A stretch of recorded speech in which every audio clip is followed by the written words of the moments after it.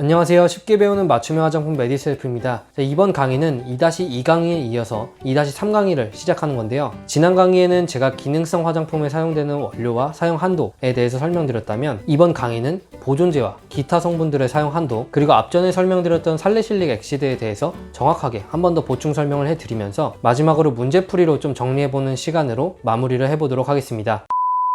자, 가장 먼저 보존제에 관한 정리입니다. 보존제도 아시다시피 그 종류가 굉장히 많습니다. 그렇기 때문에 저는 자주 사용되는 것과 좀 헷갈릴 수 있는 것들을 최대한 압축해서 정리를 해봤는데, 우선 색깔별로 정리된 것 먼저 한번 봐보도록 할게요. 첫 번째로 제일 윗부분의 노란 부분, 메틸클로로 아이소티아졸리논과 메틸 아이소티아졸리논은 사용 후 씻어내는 제품에 한해서 0.0015%로 동일합니다. 이 부분은 성분명이 비슷하고 사용 한도도 동일하기 때문에 묶어서 한 번에 0.0015%를 외워주시고요. 자, 그리고 가운데 초록색 부분, 디아졸리디닐 우레아, 이미다졸리디닐 우레아도 이름이 비슷하죠. 사용 한도는 완전히 똑같지 않고 비슷합니다. 디아졸리디닐 우레아가 0.5%, 이미다졸리디닐 우레아가 0.6%로 0.1% 차이가 있고요. 이미다졸리디닐 우레아가 이름이 좀 더 기니까 사용 한도가 조금 더 많다, 이렇게 정리하면 될 것 같아요. 자, 그리고 가장 맨 밑에 파란색 부분, 벤질 알코올과 페녹시 에탄올, 굉장히 많이 쓰이고 또 시험에 출제가 유력한 성분들이죠. 이 두 가지 성분들은 1%로 사용 한도가 동일하고요. 다만 벤질 알코올은 사용 후 씻어내는 제품의 1%고 연모용 제품류의 용제로 쓰였을 때는 10%가 되겠습니다. 자, 다시 한 번 더 묶어서 한번 설명드리고 넘어갈게요. 노란색 부분, 메틸클로로 아이소티아졸리논과 메틸 아이소티아졸리논은 0.0015%로 동일하고 사용 후 씻어내는 제품이다. 그리고 초록색 부분, 디아졸리디닐 우레아와 이미다졸리디닐 우레아는 0.5%와 0.6%다. 그리고 벤질 알코올과 페녹시 에탄올은 1%로 동일하지만 벤질 알코올은 사용 후 씻어내는 제품의 1%고 연모용 제품류의 용지로 쓰였을 때는 10%다. 외워주시고요. 자, 그리고 세 번째, 살리실산 및 그 염류 사용 한도는 0.5%. 제가 이전 강의에서도 살리실산이 보존제로 쓰였을 때는 0.5%가 사용 한도라는 말씀을 드렸었어요. 다시 한 번 더 짚어주시고요. 자, 그리고 여섯 번째, 징크피리치온 사용 후 씻어내는 제품에 한해서는 0.5%고요. 비듬 샴푸, 린스, 탈모 제품 등에 관해서는 1%라는 점, 이 부분도 같이 외워주시면 될 것 같아요. 넘어가도록 할게요. 자, 다음은 기타 원료에 관한 사용 한도인데요. 자, 가장 먼저 암모니아는 여러분들이 사용 금지 원료로 아예 헷갈리실 것 같아서 추가를 했는데요. 사용 금지 원료는 아니고요. 사용 한도가 6%로 제한되어 있습니다. 이 부분 헷갈리지 않게 외워주시고요. 우레아와 같은 경우에는 천연 보습인자면서 피부를 부드럽게 하는 물질이지만 이제 그 한도가 10%가 넘으면 각질을 연화하고 자극을 줄 수가 있습니다. 그래서 10%가 초과했을 때부터는 의약품으로 취급이 되고 있고요. 화장품에서는 10%가 사용 한도라는 점, 이 부분도 외워주시면 될 것 같아요. 자, 그리고 비타민 E, 토코페롤, 이 성분도 제가 예전 강의에서 한번 설명을 드렸었는데 강력한 항산화 성분임에도 불구하고 자극이 있을 수 있기 때문에 배합 한도가 20%가 있다는 점을 다시 한번 더 말씀드리겠고요. 이 세 가지 헷갈리지 않고 같이 외워주고 가시면 될 것 같아요. 자, 다음으로는 착향제 성분 중에 알레르기 유발 물질입니다. 이 부분도 여러분들이 꼭 외우고 가주셔야 되는 부분인데 제 기억에는 지난 시험에도 출제가 된 걸로 알고 있어요. 그래서 한 번 더 자세하게 설명을 드리고 가자면, 먼저 이 알레르기 유발 물질,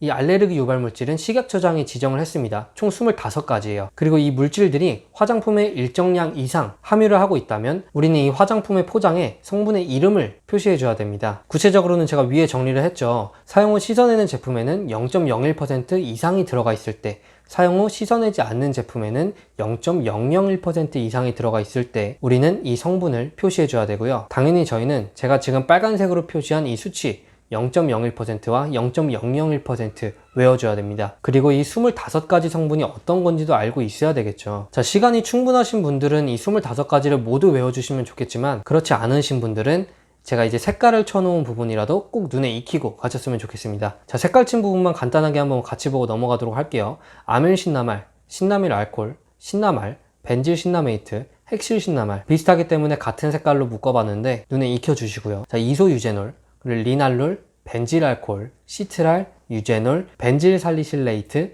제라니올, 시트로넬롤, 리모넨, 벤질 벤조에이트, 이 친구들도 충분히 나올 수 있는 성분들입니다. 같이 외워주셔야 되고요. 그리고 참나무 이끼 추출물과 나무 이끼 추출물, 추출물인데 알레르기 유발 물질로 지정이 돼 있죠.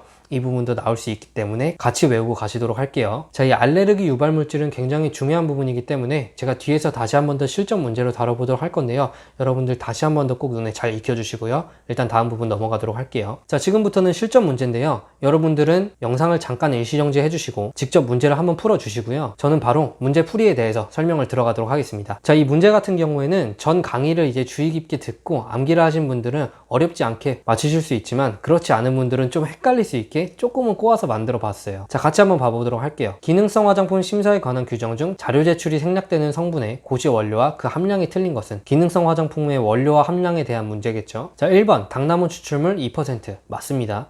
2번 나이아신아마이드 2% 이게 틀렸습니다. 2%가 아니라 2에서 5%죠. 여러분들이 너무 간단하게 외우고 넘어갈까봐 이렇게 제가 다시 한 번 더 짚어봤고요. 나이아신아마이드와 알부틴은 2에서 5%입니다. 4번 아스코빌 글루코사이드 2% 맞습니다. 자, 그리고 5번 마그네슘 아스코빌 포스페이트 3% 맞죠?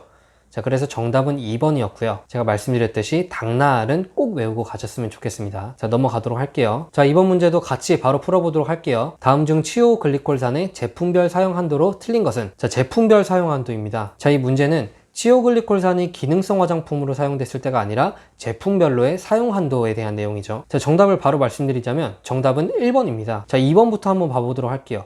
2번 연모제 1% 사용 한도 맞습니다. 자, 그리고 3번 사용 후 씻어내는 두발용 제품의 경우에도 2%가 사용 한도 맞고요. 4번과 5번은 함께 묶여 있었죠. 퍼머넌트 웨이브 제품이나 헤어 스트레이트너 제품 11%가 사용 한도가 맞습니다. 자, 그리고 다시 돌아가서 1번 제모용 제품의 경우에는 사용 한도가 4.5%가 아니라 5%였죠. 이 4.5라는 수치는 기능성 화장품으로 인정되었을 때 함량에서 나왔었습니다. 3%에서 4.5% 사이를 썼을 때 기능성 화장품으로 인정을 받을 수 있다라는 내용에서 나온 수치고요. 이제 제모용 제품은 5%가 사용 한도이다. 이 부분 헷갈리시지 않게 다시 한 번 더 정리드리고자 가져온 문제예요. 자, 제품별로 사용 한도와 기능성 화장품으로 사용됐을 때의 함량 같이 외워주시고요. 자, 여기서 제가 이 부분을 조금 더 쉽게 외울 수 있는 팁을 간단하게 드리자면 이 5가지 제품군 중에서 피부에 가장 오래 닿는 것은 2번 연모제일 것입니다. 저희가 염색할 때 머리카락도 하지만 뿌리 염색이라고 해서 두피까지 염색을 다 하잖아요. 그리고 그 염색을 하는 시간도 굉장히 길죠. 그렇기 때문에 피부에 가장 오래 닿는 것은 연모제일 거고 사용 한도는 1%로 가장 낮을 것입니다. 자, 이런 방식으로 접근하면 그 다음으로는 씻어내는 두발용 제품이 사용 한도가 가장 당연히 낮아야 될 거고요. 그리고 그 다음이 제모용 제품이겠고요. 마지막으로 4번과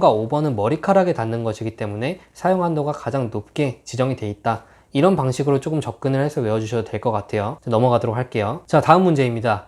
다음은 식품의약품안전처장이 지정한 기능성 성분에 관한 설명이다. 빈칸에 알맞은 내용을 기입하시오. 자, 여드름성 피부를 완화하는 데 도움을 주는 제품의 성분 및 함량이랍니다. 성분은 살리실릭 엑시드라고 언급을 해줬고요. 자, 그리고 문제는 함량인데요. 이 부분은 정답을 제가 먼저 말씀드리자면 정답은 0.5%입니다. 자, 이 부분은 제가 전강의 내용에서 조금 잘못 말씀드린 부분과 조금 더 보완해서 설명해 드릴 부분을 지금부터 총 정리해서 한번 설명을 드리도록 할게요. 자, 이 부분이 여러분들이 살리실릭 엑시드에 대해서 외우셔야 되는 함량과 그리고 제품별 사용 한도인데요. 앞전에 제가 설명드린 치오글리콜산과 외우는 방법이 굉장히 비슷합니다. 자, 기능성 화장품으로 인정이 됐을 때의 함량은 0.5%를 사용했을 때예요. 방금 문제에 나온 내용이죠. 다만 여러분들이 아셔야 될 거는 이 기능성 화장품은 사용 후 씻어내는 제품의 하나이라는 것을 아셔야 돼요. 자, 그리고 이 사용 후 씻어내는 제품과 밑에 있는 인체 세정용 제품은 엄연히 다른 제품군에 속합니다. 예를 들면 린스 등의 헤어 컨디셔너 제품은 인체 세정용 제품이 아니라 사용 후 씻어내는 제품에 속하겠죠. 물론 이 제품군 두 개에 모두 속하는 제품도 있겠지만 엄연히 씻어내는 제품에만 속하는 제품들이 분명하게 있다는 점을 여러분들은 알고 가셔야 돼요. 그렇기 때문에 다시 한 번 더 정리를 해드리자면 여드름 기능성으로 인정받는 경우는 살리실릭 엑시드를 0.5%를 사용했을 때고 이것은 씻어내는 제품의 하나다 라는 내용을 알고 가셔야 되고요. 이제 제품별로 사용 한도를 봤을 때 살리실릭 엑시드가 보존제로서 쓰였을 때는 0.5%, 여러 번 말씀드렸죠. 인체 세정용 제품으로 됐을 때는 2%가 사용 한도고요. 두발용 제품일 때는 3%가 사용 한도다 라는 것을 외우고 가시면 되겠습니다. 자, 이 부분 치오글리콜산과 마찬가지로 명확하게 나누어서 외워주셔야 되고요. 넘어가도록 할게요. 이번 문제는 제가 아까 말씀드린 알레르기 유발 성분에 대한 문제입니다. 다음 중 빈칸에 알맞은 내용을 기입하시오. 고지 성분 중에서 식약처장이 고시한 알레르기 유발 성분이 있는 경우에는 땡땡으로만 표시할 수 없고 추가로 해당 성분의 명칭을 기재해야 한다.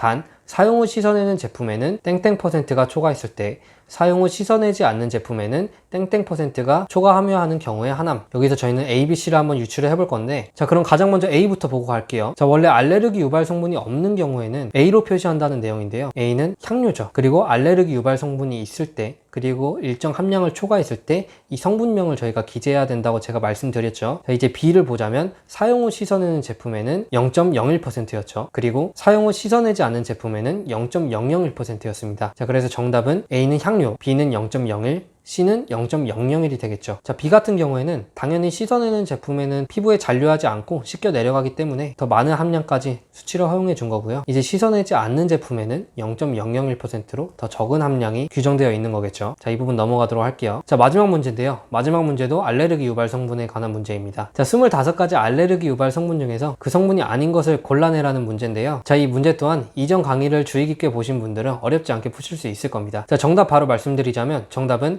알파 비사보롤 4번입니다. 알파 비사보롤은 미백 기능성 고시 원료였죠. 함량은 0.5%였고요. 자, 그래서 이렇게까지 해서 실전 문제를 마무리해 보도록 하고요. 여기까지가 여러 성분들의 사용 한도와 함량에 대한 총 정리였습니다. 제가 계속 말씀드리다시피 이 부분 같은 경우에는 외워야 되는 범위가 굉장히 넓기 때문에 여러분들은 시간을 분명히 투자를 해서 암기를 해야 되지만, 오히려 확실하게 암기를 하지 못하고 너무 얇게 간단히만 눈에 익히고 간다면 오히려 시험에서는 더 헷갈리실 수 있기 때문에 중요한 영역부터 확실하게 암기를 하시고, 시간이 더 되시는 분들은 조금 더 넓게 외우는 시간을 가지는 것이 좋을 것 같습니다. 그렇기 때문에 여러분들은 이전에 2-2나 이번 2-3 강의를 반복적으로 수강을 하셔서 머릿속에 확실히 담아 두시고요. 그렇게 해서 중요한 영역부터 확실히 암기를 해서 단계적으로 공부를 하시면 되겠습니다. 자, 그러면 오늘도 영상 봐주셔서 감사합니다. 좋은 하루 되세요.